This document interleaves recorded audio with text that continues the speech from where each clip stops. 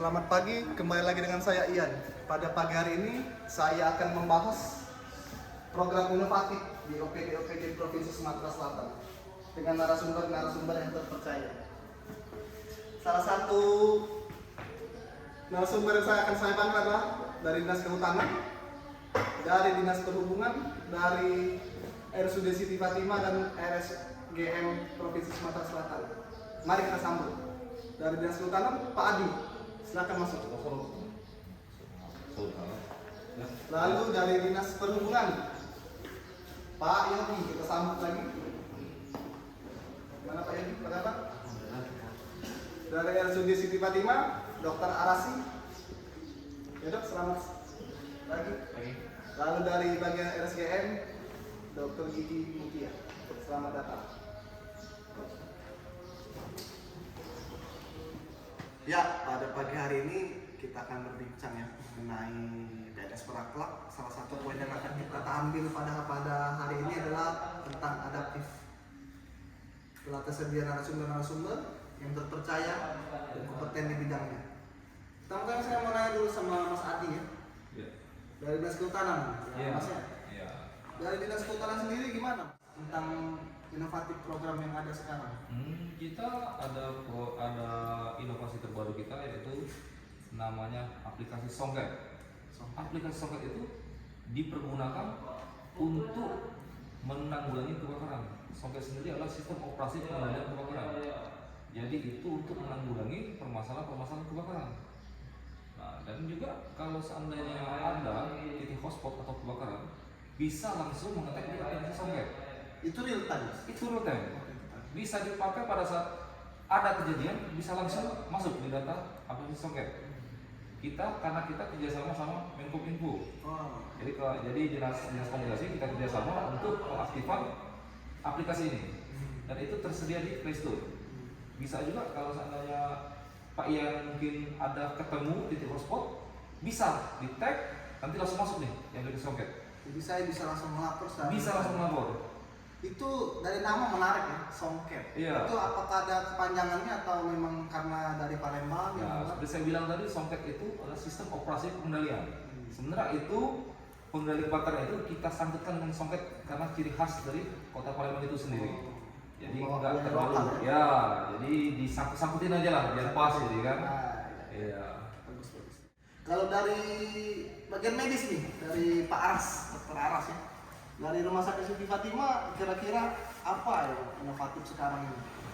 Ya, jadi untuk inovasi Rumah Sakit Siti Fatimah ada banyak sebenarnya. Ada dalam hal pelayanan, ada juga dalam hal administrasi. Mungkin dari bidang administrasi ya saya jelaskan, ada yang namanya SIMRS, Sistem Informasi Manajemen Rumah Sakit. Jadi di sana ada aplikasi yang mana mempermudah dalam hal pendaftaran, rekam medis pasien, pengobatan, guna obat, sampai ke jasa-jasa pelayanan dari tenaga medisnya. Berarti itu semuanya pakai komputer ya dok ya? Ya, jadi setiap lantai itu, setiap ruang perawatan itu tersedia 2 komputer. Jadi baik perawat ataupun dokter bisa mengisi di sana. Terus kalau dokter lihat sampai sekarang apakah program itu efektif atau tidak dok? Ya, kalau kita lihat sampai sekarang sudah cukup efektif ya. Jadi mudah sekali mengaksesnya setiap tenaga medis di sana. Jadi semua data itu terintegrasi dan tersimpan secara baik di sistem SIMRS itu. Baik. Kalau dari Pak Yogi sendiri nih, dari Dinas Perhubungan ya, yang ngurus-ngurusin transportasi, ada nggak Pak program efektifnya? Baik, untuk dari Dinas Perhubungan saya akan ceritakan dulu. Sebelumnya itu untuk di Kota Palembang itu terdapat transportasi yang cukup lengkap. Dia ada darat, laut, semua ada di sini. Untuk yang digancangkan sekarang ini yang lebih dikencangkan terkait ini angkutan massal. Sebelumnya Menteri Perhubungan sudah datang ke sini sebelum pada bulan lalu itu mencanangkan untuk menaik kereta LRT semua. Untuk Pak Menteri sudah menghibahkan beberapa, kalau di sini bilangnya oplet ya, kalau di sana bilangnya angkot. Beberapa angkot yang cukup memadai, cukup fasilitas lengkap, misalnya ada AC, sehingga dapat memanjakan penumpang sehingga penumpang lebih tertarik untuk menaik angkutan massal. Karena saat ini kondisi Palembang sudah cukup padat, volume kendaraan yang Meningkat ya. meningkat. Berarti Pak ya nggak ada, kalau saya lihat tuh ada kayak kendaraan kecil untuk bawa penumpang dari halte ke halte. Itu tuh program dari. Benar, itu dari salah satunya dari kementerian yang menghibahkan untuk angkutannya ke Pemprov Sumatera Selatan. Selain itu saya juga akan merencanakan jadi unit tindak reaksi cepat URC. Selama ini banyak keluhan yang di media sosial sempat viral terkait parkir liar. Mereka sulit untuk mengadukannya. Nah, kami di sini akan rencanakan membuka aplikasi tersebut agar semua masyarakat dapat mudah dengan bisa mengeluhkan keluhannya yang Secara cepat ya? secara cepat dan real time. Itu melalui aplikasi atau dari Aplikasi. telepon? Aplikasi lewat HP nanti kita bisa unduh. Kira-kira masih lama Pak direalisasikan atau sebentar lagi? Mungkin sebentar lagi ya. Sebentar lagi ya. Bagus, bagus. Ini yang terakhir ya dari Dokter Gigi Mutiara ya. Kira-kira kalau dari dokter sendiri di rumah sakit gigi gimana ya Pak? Apakah ada program inovatif lain seperti dinas-dinas yang lain? Jadi RSGM baru bekerja sama dengan JKN untuk menggunakan aplikasi JKN melakukan pendaftaran online bagi pasien BPJS, di mana di rumah sakit gigi itu seharinya bisa sampai 100 pasien dan 80-90% itu adalah pasien BPJS. Jadi pada saat pendaftaran di awal, di proses screening dan mengisi biodata biasanya terjadi penumpukan. Pasien baru dari datang jam 7 aja tuh baru bisa masuk untuk daftar ke meja pendaftaran, dapat giliran baru jam 8 jam setengah 9. Oleh karena itu dibuatlah sebuah inovasi bagaimana biar lebih efektif, salah satunya dengan melakukan pendaftaran online untuk pasien BPJS. Itu pendaftaran online-nya Dok bisa dari rumah? Iya betul, namanya online ya, bisa dari mana saja. Jadi tinggal masuk ke aplikasi JKN, lalu memilih rumah sakitnya, lalu bisa mengisi biodata. Lalu udah terdaftar, jadi pasien nggak lama di meja paling depan itu nggak lama, langsung bisa daftar ke rekam medis untuk daftar ulang dan dilakukan pemeriksaan tekanan darah sebelum masuk ke poli. Berarti Dok ya kalau saya lihat berarti ketika kita mendaftar online itu udah ada urutannya. Ya. Antrian kita ya. Sebenarnya kalau urutan juga berdasarkan siapa yang paling cepat datang. Cuman kan kalau kita di rumah sakit kan awalnya ada screening dulu, meja screening dulu, baru meja administrasi. Nah paling nggak dia udah motong di meja screening dan administrasi, udah tinggal daftar ulang dan masuk ke nurse station kayak gitu. Jadi intinya itu langsung memotong yang tadi lama tapi langsung ke bagian pendaftaran. Iya betul, agar lebih efisien dan efektif. Kalau dari dokter sendiri Dok, kira-kira apakah program itu harus ditambah atau sudah cukup yang tentang inovatif tadi?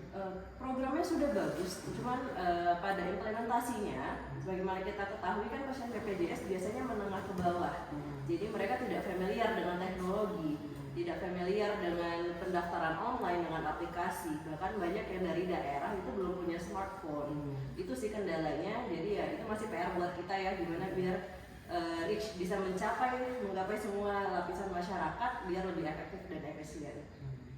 Kembali lagi ke Mas Adi, masalah kebakaran hutan ini kan Mas kadang kalau kita lihat kurang familiar sebenarnya kan, kalau nggak masuk media nasional gitu kan. Dari Dinas Kehutanan sendiri, apakah sudah berusaha Mas untuk istilahnya meng-up supaya software yang Songket tadi itu bisa dinikmati seluruh masyarakat dan tahu kalau aplikasi Songket itu ada itu untuk kita nikmati gitu. Ya, kita juga sudah pernah, karena ini pengalaman kita dari kebakaran hutan yang besar yang di Sumatera Selatan. Mungkin Mas Ian masih ingat di 2014 atau 2016 itu kebakaran di wilayah Sumsel itu besar. Itulah makanya pengembangan aplikasi Songket ini untuk menghindari, untuk mencegah. Mungkin sekarang Mas Ian nih bisa menikmati nih santai, nggak ada kebakaran, karena masih nggak tahu nih aplikasi ini sudah berjalan. Jadi kalau masyarakat umum dia merasa kok udah nggak ada kebakaran gitu. Padahal kami yang di sini, kami yang bekerja, Bapak meminta dari data-data dari penduduk, kita sebarkan, kita melalui online kita sebarkan. Terus lagi karena kita kerjasama sama pihak kepolisian, pihak juga TNI, maka dari situ kita menyebarkanlah aplikasi Songket ini ke masyarakat. Jadi melalui kepolisian bisa menyebarkan, bisa memberitahu masyarakat jika terjadi titik api bisa langsung masuk di aplikasi Songket. Dan aplikasi itu sangat gratis, tidak berbayar sama sekali. Dan itu pun bukan hanya itu saja, itu bisa digunakan juga buat kalau kita seandainya ingin mencari tahu curah hujan. Di aplikasi itu udah lengkap, bisa lengkap. Kita bisa memperkirakan cuaca hari ini hujan atau enggak. Mungkin masih yang nanti ada jemuran mungkin kan? Nah di situ mas, bisa juga dipakai. Aplikasi itu satu untuk semua lah. Iya, tapi dia terkhusus ke bidang kebakaran hutan. Iya. Tapi ditambah-tambah lah ada iklimnya. Ya, itu bisa dilihat mungkin nanti Mas Ian silakan download aplikasinya. Nanti bisa kita sama-sama belajar nih. Kita lihat aplikasi ini. Itulah inovasi yang terbaru nih dari Pemprov Sumatera Selatan terkhususnya di Dinas Kehutanan. Ya. Cukup bagus ya. Ini balik lagi nih ke bagian Dr. Aras ini ya, dari Siti Fatimah. Kan rumah sakit Siti Fatimah ini rumah sakit baru dok ya. Itu kira-kira kalau dari bagian dokter aplikasi SIM-RS itu dengan jumlah pasien yang masih baru ini, apakah memang efektif atau masih ala kadarnya dok sebenarnya dok? Ya, saat ini memang Rumah Sakit Siti Fatimah ini sudah berjalan 4 tahun ya. Izin operasional itu mulai tahun 2018. Dan memang sampai saat ini pasien itu sudah mulai bertambah banyak.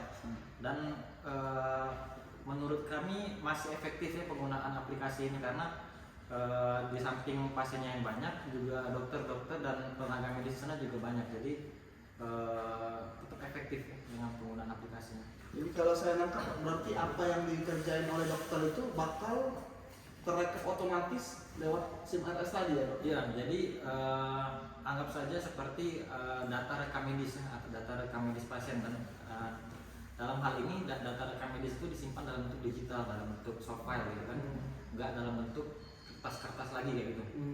Jadi akan lebih simpel dan lebih terintegrasi mulai dari data perawatan hari pertama, perawatan hari kedua hingga sampai dia pulang gitu. Secara otomatis mengurangi sampah lingkungan kan dok ya? Ya, secara otomatis. Mengurangi penggunaan kertas ya? Ya. Untuk dari Mas Yogi tadi mas yang diskusi tadi ya mas. Kira-kira kalau saya lihat sih dulu kan awalnya LRT ini dipakai untuk membantu Asian Games sih. Apakah setelah Asian Games ini apakah tetap sama penggunaannya? Apakah udah mulai berkurang gitu? Untuk bagian LRT-nya sendiri. Untuk LRT ini sebenarnya kita ambil dari luar itu untuk transportasi massal yang modern, biar masyarakat lebih menikmati transportasi massal. Untuk saat ini dan ke depannya kita tetap gancangkan bagaimana masyarakat bisa menikmati fasilitas yang modern ini. Di selain itu fasilitas di stasiun kita sudah terdapat ada tempat park and ride, ada bisa menaruh sepeda, bisa di situ juga ada banyak tempat-tempat yang Instagramable, bisa foto-foto. Jadi penumpang tuh lebih menarik untuk datang untuk Naik transportasi. benar. Itu untuk parkirnya sendiri mas luas apakah cukup terbatas? Contohnya dia ada di asrama haji itu cukup luas untuk bisa park and ride di situ. Jadi bisa dijemput atau bisa menaruh kendaraannya di sana, bisa langsung lalu naik LRT. Ada yang mungkin bisa liburan kan. Untuk panjang rute LRT ini kan di Palembang cukup panjang ya, sekitar 20 lebih ya, 20 kilo lebih. Jadi cukuplah untuk misalnya untuk mau mencoba transportasi yang modern yang baru ini. Keliling kota lah ya. Nah benar. Mana harga juga masih murah ya. Cukup murah. Ya. Selain itu kita juga kemarin Pak Menhub itu ada tiketing. Tiketing ini untuk diakses untuk pelajar dan mahasiswa. Itu harganya sangat murah dan selain itu juga ada buat untuk ASN khusus Pemprov. Berarti cukup terjangkau lah. Terjangkau 5.000. 5.000 ya. Ya, berarti kembali lagi ya kalau ke permasalahan ini yang ingin saya tanyakan kepada narasumber, ada nggak sebenarnya niat dari masing-masing instansi untuk saling berkolaborasi? Oleh kan ini udah masuk dunia digital kan, adakah niat apakah saling berhubungan, apalagi dinas kehutanan atau perhubungan kan bisa misalnya kayak ada kebakaran hutan, jalannya macet, harus di ini, apakah sudah ada pemikiran kayak gitu? Itu sih kalau kita membuat kolaborasi rencana ke depannya untuk menghemat waktu nih. Karena jika terjadi kebakaran kan mobil kebakaran yang mau menuju ke sana mungkin terjebak di macet atau apa. Mungkin untuk kedepannya kami sih bisa berkolaborasi sama dinas perhubungan untuk misalnya pembukaan jalan atau gimana supaya untuk kita menyelesaikan kebakaran hutan yang tidak terkenal lah. Mungkin dari pihak dinas perhubungan juga bisa membantu lah. Tidak-tidaknya bisa membantu untuk percepatan penanganan kebakaran. Kalau untuk dinas perhubungan bisa berkolaborasi dengan dinas kehutanan terkait mungkin prioritas kendaraan ya sesuai dengan Undang-Undang Lalu 2009 itu untuk kendaraan pemadam khususnya bisa, dan selain itu petugas-petugas kami juga selalu standby di setiap pos-pos atau di perempatan pertigaan seperti itu yang ada untuk melancarkan lah ya kalau ada gawat-gawatan. Kalau dari rumah sakit ini kan kita tahu sendiri ya, Fatima dan Gigi ini kan rumah sakit yang sebenarnya berbeda sebenarnya, tapi satu komplek ya. Kalau saya lihat sih sebenarnya dari sisi pelayanan, Dokter Aras, apakah kira-kira kemungkinan ada kerjasama sama dokter dari rumah sakit gigi nih dalam hal pelayanan, atau apakah memang karena beda spesialisasinya jadi ya bekerjanya ya segini aja gitu? Ya, kalau masalah pelayanan gigi sebenarnya di Rumah Sakit Siti Fatimah juga ada ya, pelayanan gigi, karena juga ada dokter gigi juga di sana, termasuk dokter spesialis gigi mulut. Mungkin kalau dalam hal kemitraan dari rumah sakit sesuai dengan visi rumah sakit untuk menjadi rumah sakit pendidikan yang bertaraf nasional dan global dan dunia, maka rumah sakit menjalani kemitraan dengan berbagai instansi pendidikan, misalkan dari fakultas kedokteran, dari stikes untuk tenaga keperawatan gitu. Itu terus dengan dokter Muti dari rumah sakit gigi kan sendiri sebenarnya kan merupakan rumah sakit pendidikan ya untuk para mahasiswa gigi ya. Itu apakah kira-kira dari rumah sakit gigi ini mungkin nggak kerjasama sama rumah sakit Siti Fatimah terkait dengan adaptif tadi kan, dari komponen berakhlak tadi, untuk sinergi lah gitu. Oh ya, Rumah Sakit Gigi dan Mulut sudah bekerja sama dengan sama Siti Fatimah, khususnya untuk pasien rujukan. Karena biasanya ada pasien biasanya datang ke IGD Rumah Sakit Gigi itu pasien kecelakaan. Oke, jadi setelah kita handle bagian gigi dan mulut untuk pemeriksaan lebih lanjut untuk mengetahui apakah ada yang harus diperiksa lebih lanjut, biasanya kita rujuknya ke Siti Fatimah. Atau karena di rumah sakit gigi dan mulut itu pemeriksaan labnya belum lengkap, jadi untuk pasien-pasien yang memang memerlukan pemeriksaan lab pasti kita akan rujuknya ke rumah sakit Siti Fatimah. Sebaliknya juga gitu, kita juga sering dapat kiriman dari dokter gigi dari Siti Fatimah untuk melakukan ronsen panoramik atau ronsen per gigi, itu biasanya dari Siti Fatimah ngirimnya ke kita. Gitu. Berarti kalau saya simpulkan dari diskusi hangat kita ini ya, sudah termasuk digital ya terhadap para di bagian-bagian organisasi atau instansi terkait ya, dari Sumsel, dari Mas Yogi mewakili Dinas Perhubungan, Dr. Aras dari Rumah Sakit Siti Fatimah, Dr. Gigi Mutiara dari RSGM Provinsi Sumsel, dan Mas Adi dari Dinas Kehutanan. Kalau saya lihat sih memang sudah mulai ya kita ya, sudah mulai digitalisasi lah ya, sudah banyak aplikasi yang dikembangkan untuk menerapkan nilai-nilai yang adaptif tadi, yang proaktif, yang mengembangkan sumber dayanya sendiri kan per tiap-tiap instansi. Mungkin demikianlah diskusi hangat kita hari ini ya. Saya Ian Ervan mewakili diskusi ini. Terima kasih.